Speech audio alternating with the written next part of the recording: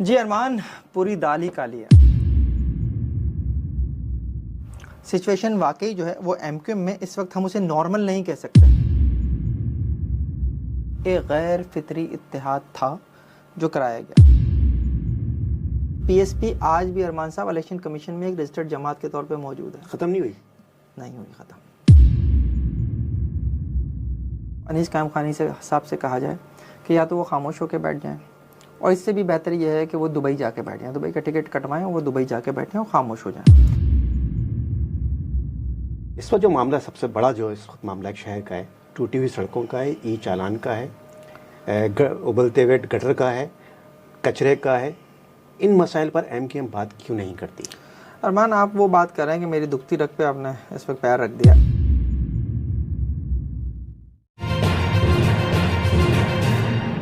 بسم اللہ الرحمن الرحیم۔ ارمان صابر ولاگ سے میں ہوں ارمان صابر۔ آج کافی دنوں بعد آپ لوگوں سے ملاقات ہو رہی ہے اور ایک نیا فارمیٹ میں نے ترتیب دیا ہے۔ انشاءاللہ تعالیٰ یہ پروگرام ہم ہر ہفتے کریں گے، اور اس میں اب جو میرے ساتھ مہمان ہوں گے وہ ہوں گے فہیم صدیقی صاحب۔ السلام علیکم۔ وعلیکم السلام، کیسے ہیں ارمان آپ؟ اللہ کا شکر ہے، آپ کا بہت بہت شکریہ فہیم ٹائم دینے کا۔ اور سب سے پہلے نیک تمنائیں ہیں آپ کے لیے کہ آپ اتنے وقفے کے بعد آئے ہیں، اور میری دعا ہے کہ آپ جو ہیں وہ کامیاب ہوں اور آپ کا چینل بھی جو ہے وہ گرو کرے انشاءاللہ العزیز۔ اور میں سب سے کہوں گا کہ پلیز ارمان کا چینل ضرور دیکھیے۔ بہت شکریہ، بہت شکریہ۔ آج سب سے پہلے بات کریں گے کہ ایم کیو ایم پاکستان اور ایم کیو ایم لندن، یہ دو اس وقت جو ہے دھڑے ہیں یہاں پر، اور ایم کیو ایم کے تو اور بھی مزید دھڑے ہو گئے تھے لیکن بعد میں ان کا انضمام ہو گیا۔ اس وقت جو ایم کیو ایم ہے، ابھی ایک بیان دیکھ رہا تھا میں کچھ دنوں پہلے، بلکہ ریسنٹلی آیا انیس قائم خانی صاحب کا، کہ ورکرز کنونشن تھا یا ورکرز اجلاس تھا کوئی، اس میں انہوں نے کہا تھا، ایک بات کہی تھی کہ ایم کیو ایم کہیں نہیں جا رہی، ایم کیو ایم ایک ہے اور سب اسی میں ہے۔ یہ انہوں نے اس قدر مطلب زور دے کے کہا تھا کہ اس زور دینے میں جو ہے کچھ نظر آ رہا ہے کہ معاملہ کچھ دال میں کچھ کالا ہے۔ اب بتائیے آپ، یہ دال میں کچھ کالا ہے یا دال کالی ہو گئی ہے؟ کیا معاملہ کیا ہے؟ جی ارمان، پوری دال ہی کالی ہے۔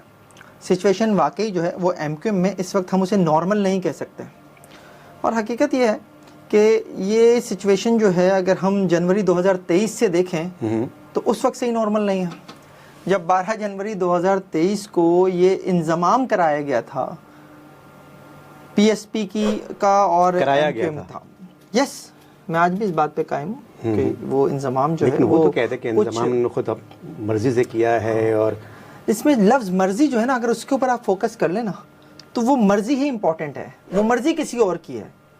اور اس وقت چونکہ الیکشن بالکل قریب تھے اور اس سے پہلے جو ہے یہ انضمام کرایا گیا، اور اس انضمام کا مقصد یہ تھا کہ بیسیکلی جو پی ٹی آئی کی ایک طاقت ہے کراچی میں، اس کو کسی طرح سے جو ہے وہ کم کیا جا سکے، اور الیکشن میں جو ہے وہ پی ٹی آئی جو ہے اس کو ایک طرح سے اس کا مقابلہ کیا جا سکے۔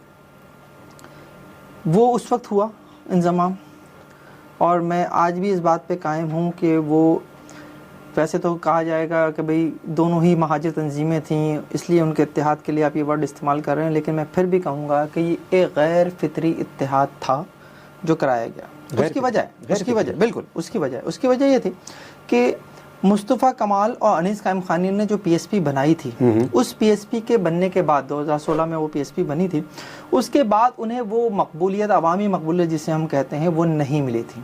آپ ان کے جو الیکشنز میں نتائج ہیں وہ آپ دیکھ سکتے ہیں، انہیں وہ نہیں ملا۔ دعوے بہت کیے گئے تھے، دعوے بہت تھے، ہم اتنی سیٹیں جیت رہے ہیں، ہم اتنی سیٹیں جیت رہے ہیں، لیکن وہ جو ہے عملی طور پر نہیں تھا، گراؤنڈ پہ وہ سچویشن نہیں تھی۔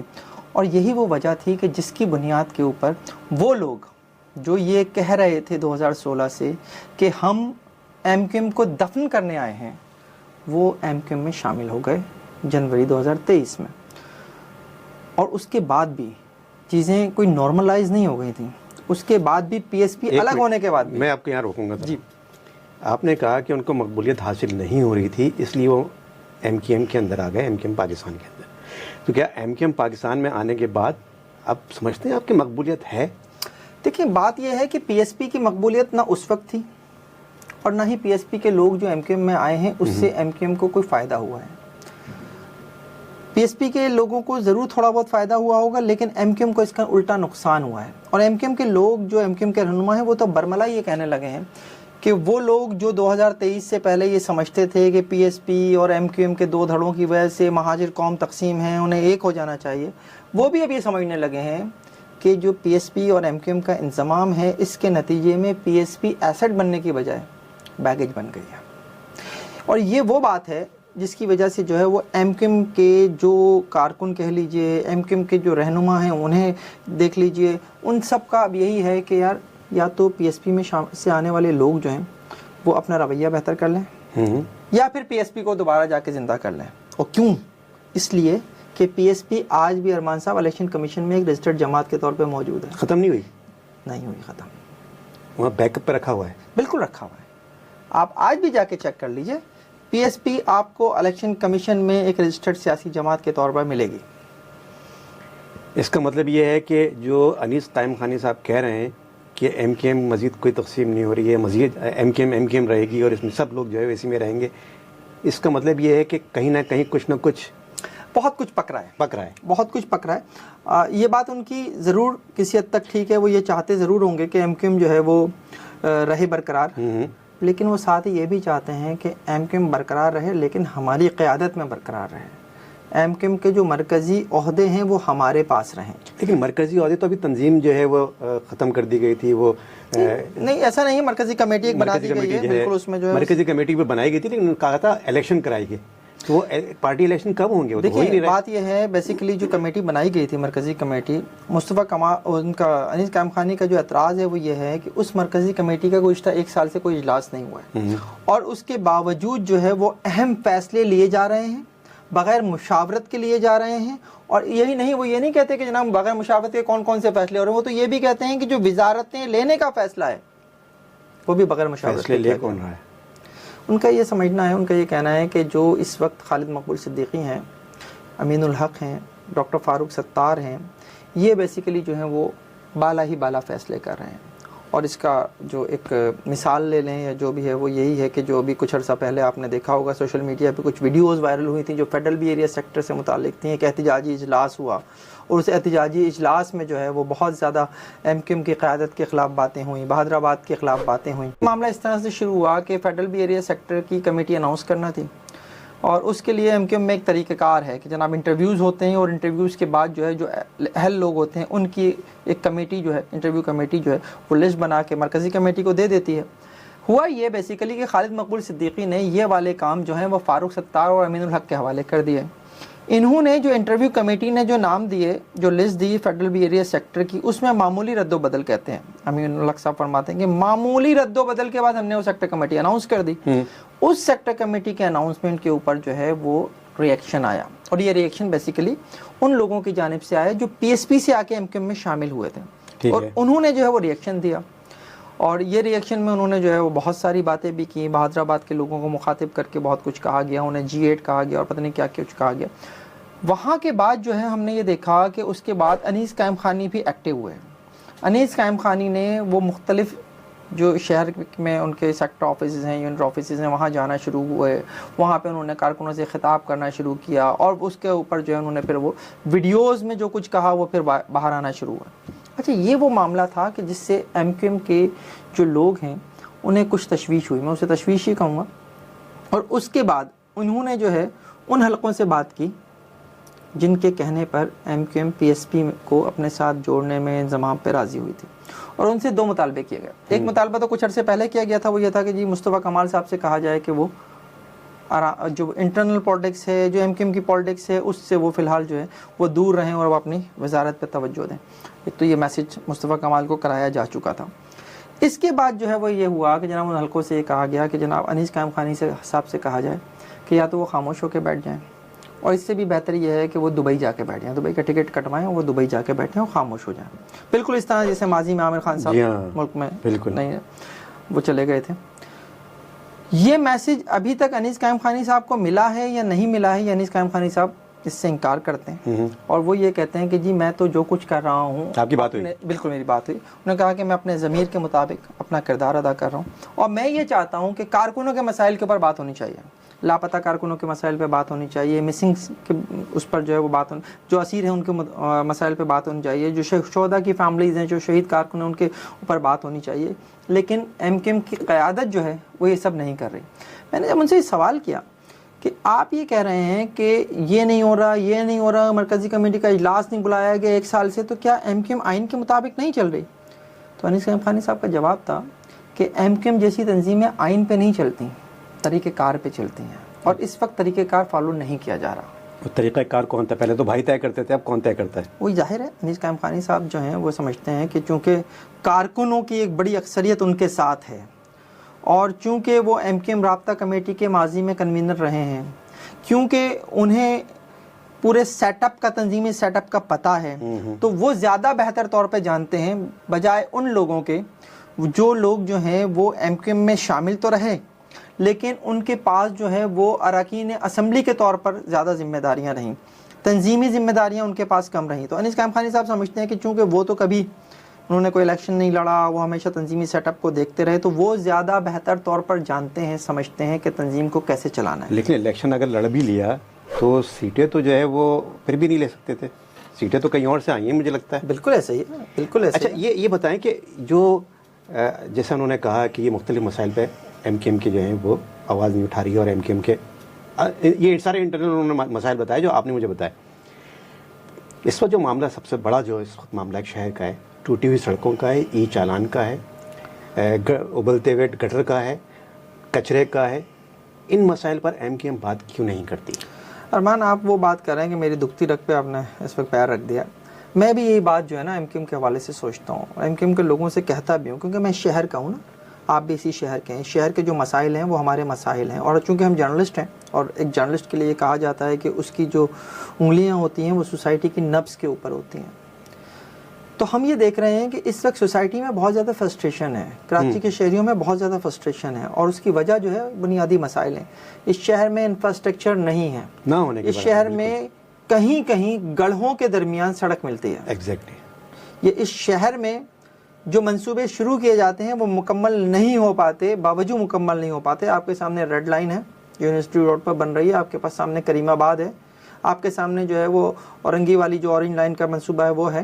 یہ سارے منصوبے جو ہیں, اور اس کے علاوہ بھی ہیں, ملیر ایکسپریس وے ہے, ملیر فلائی اوور ہے, جو خالد بن ولید فلائی اوور ہے, یہ جیسے درجنوں منصوبے ہیں جو سالوں سے چل رہے ہیں, مکمل نہیں ہو رہے. اس شہر میں صحت کی, تعلیم کی جو بنیادی سہولتیں ہیں وہ لوگوں کو سرکاری سطح پر میسر نہیں ہیں, یا میرٹ کا قتل عام ہو رہا ہے. اس شہر میں بجلی, پانی, گیس کی سہولتیں میسر نہیں ہیں کہ الیکٹرک ایک مافیا بنا ہوا ہے. تو یہ جو مسائل ہیں نا, ان مسائل کی وجہ سے سوسائٹی میں بہت زیادہ فرسٹریشن ہے. اب جب یہ فرسٹریشن ہے, اور پھر کچھ عرصے پہلے جو آپ نے دیکھا کہ کس طرح سے ڈمپر کے حادثات جو ہیں وہ ہو رہے تھے, ابھی کچھ دنوں سے پھر دوبارہ سے شروع ہو گئے. ایک طرف ای چلان اور دوسری طرف حادثات, یہ دونوں بھی ایک ساتھ شروع ہو گئے. تو یہ ساری, ابھی بھی کئی میں دیکھ رہا تھا, کئی ویڈیوز ایسی آئی ہیں جس میں ڈمپر کو دکھایا گیا, اس پہ تو نمبر پلیٹ ہی نہیں, تو چالان کہاں سے ہوگا اس کا, یہ نظر نہیں آ رہا. یہی تو سارے مسئلے ہیں نا کہ یہ ایم کیو ایم کے سب سامنے ہو رہا ہے. ایم کیو ایم پاکستان اس پر خاموش کیوں ہے؟ ایم کیو ایم پاکستان خاموش اس لیے ہے کہ بیسیکلی جو ان کے اپنے اندر جو اس وقت رفٹ ہے نا, وہ بیسیکلی انہیں کچھ کرنے نہیں دے رہی ہے. اس رفٹ کی وجہ سے کارکن جو ہے وہ مایوس ہو رہا ہے. تو یہ گیپ نہیں بڑھ رہا, یہ اس طرح سے تو جو ہے وہ آپ یہ جو ایم کیو ایم پاکستان ہے, یہ ایم کیو ایم لندن کو, یا میں کہوں گا جو ہے الطاف حسین کو, ان کا جو گیپ ہے اس کو مزید ہوا دے رہے ہیں, اور ان کی شدت محسوس کی جائے گی یہاں پر. ارمان صاحب, موجودہ ایم کیو ایم پاکستان جسے ہم کہتے ہیں نا, یہ بےمانی ہو چکی ہے اس وقت, اور اس کے بےمانی ہونے سے اس وقت فائدہ جو ہے نا دو لوگوں کو ہو رہا ہے, دو سیاسی جماعتوں کو ہو رہا ہے. کس کو؟ ایک سب سے پہلے پاکستان پیپلز پارٹی, جس کے سامنے 2016 سے کوئی اپوزیشن کرنے والا نہیں ہے. پیپلز پارٹی بہت مضبوط ہو گئی ہے, وہ جو چاہ رہی ہے وہ کر رہی ہے. یہی ای چلان کا معاملہ لے لیجئے, کراچی میں پروجیکٹ مکمل نہ کرنے کا معاملہ لے لیجئے, کراچی میں جو ہے وہ سندھ کے مختلف صوبوں معاملات جو ہیں, منصوبے جو ہیں, صوبے کے گیا میں, منصوبے جو ہیں ان کو مکمل نہ کرنا, ان میں کرپشن کرنے کا معاملہ لے لیجئے. کراچی میں ترقیاتی بجٹ ہونے کے باوجود اس کو کراچی کے اوپر خرچ نہ کرنے کا معاملہ لے لیجئے. پچھلے دنوں میں یونس ڈھاگا صاحب کا ایک انٹرویو دیکھ رہا تھا, جو وفاقی سیکرٹری خزانہ بھی رہے ہیں, اور جو آخری نگراں دور تھا اس میں صوبائی وزیر بھی تھے. انہوں نے جو فیگرز دی ہیں نا, ان فیگرز کے مطابق کراچی کے ترقیاتی بجٹ کے لیے جو فائنانس کمیشن سے پیسہ ملا ہے سندھ گورنمنٹ کو، وہ اگر کراچی کے اوپر لگایا دیا جائے نا تو کراچی 2 مرتبہ دبئی جیسا بن سکتا ہے. فنڈز کی کوئی کمی نہیں ہے.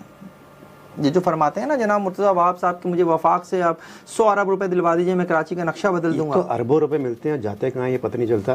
کرپشن یہ جو ہے وہ اور یہ بتائیں، آخری سوال میں آپ سے یہ کروں گا، کافی طویل ہو گیا ہماری بات چیت. میں آخری سوال سے یہ کروں گا کہ اس وقت آپ MQM پاکستان کا مستقبل کیا دیکھ رہے ہیں؟ کیا یہ کراچی کے لیے کوئی جو شہری آبادی ہے، کراچی نہیں بلکہ میں کہوں گا سندھ کی جو شہری آبادی، اس کے لیے کچھ کر پائے گی، یہ کچھ فائدہ مند ہوگی؟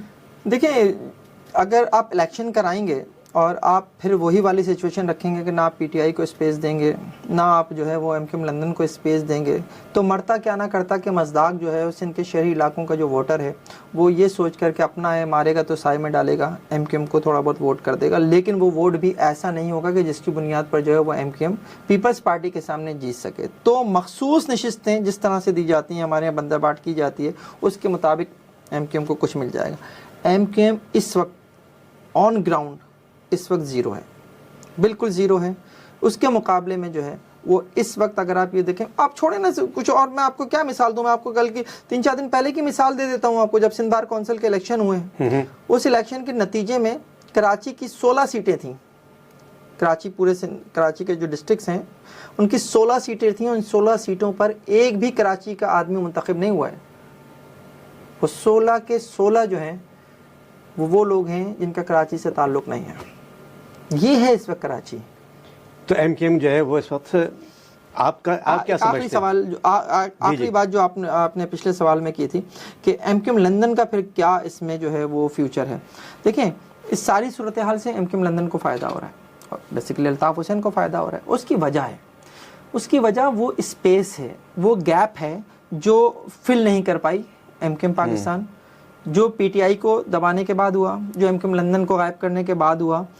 اور وہ گیپ جو ہے آج بھی موجود ہے، اور اس گیپ کی وجہ سے آج جو لوگ ہیں کراچی کے وہ یہ کہتے ہیں کہ یار الطاف حسین کو واپس آ جانا چاہیے، باوجود اس کے کہ وہ یہ جانتے ہیں کہ الطاف حسین کی واپسی ممکن نہیں ہے.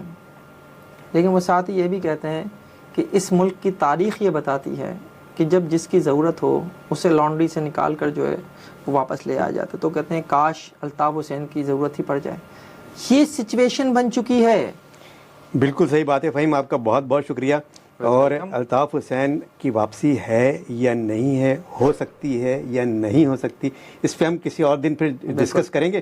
اور آپ لوگ ضرور بتائیے گا کمنٹس میں کہ آپ کی کیا رائے ہے MQM کے بارے میں، اس ساری سچویشن کے بارے میں، MQM لندن کی واپسی کے بارے میں.